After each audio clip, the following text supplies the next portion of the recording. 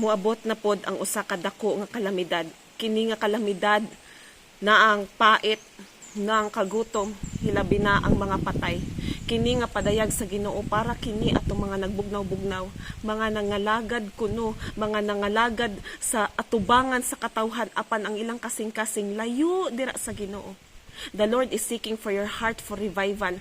Katong mga nagbugnaw-bugnaw nga kinahanglan nga magpapuno sa balaang espiritu nga dapat kinahanglan nga sila ang magdala sa ngalan sa tumbuhi nga Dios apan kamo ang mga nagpasipala sa iyang pangalan tungod nagpakasala kamo.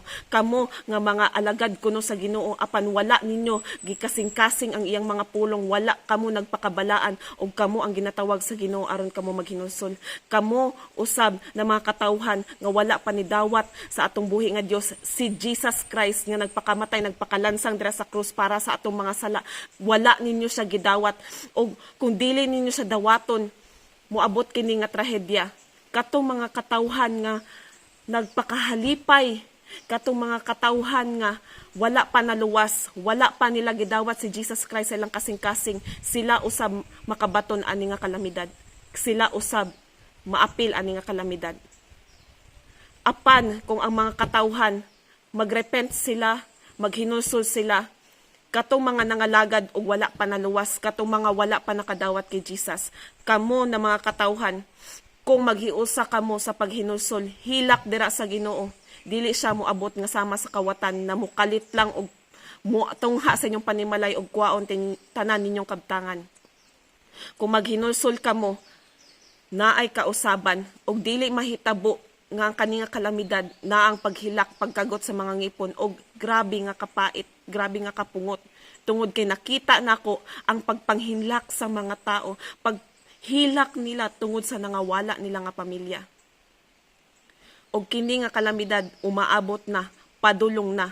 Busa kung ikaw karon nidulot kani sa imong kasing-kasing naa kay mga pagpakasala nga wala nimo hinulsuli dira atubangan sa Ginoo, wala ka nihilak dira sa Ginoo.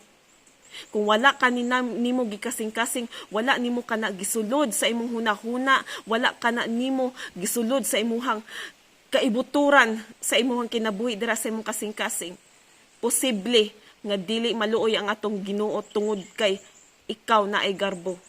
Dili mo atubang ang Ginoo, dili mo hatag og pagpasaylo ang Ginoo sa mga taong garboso, apan naa ang iyang grasya didto sa mga nagpaubos og katong mga nangita sa iyahang dagway. Busa karon kani nga pulong para kini sa tanan nga nangalagad ug wala usab nangalagad dira sa Ginoo. Panahon na aron maghinulsol aron dili kita hukman sa Ginoo.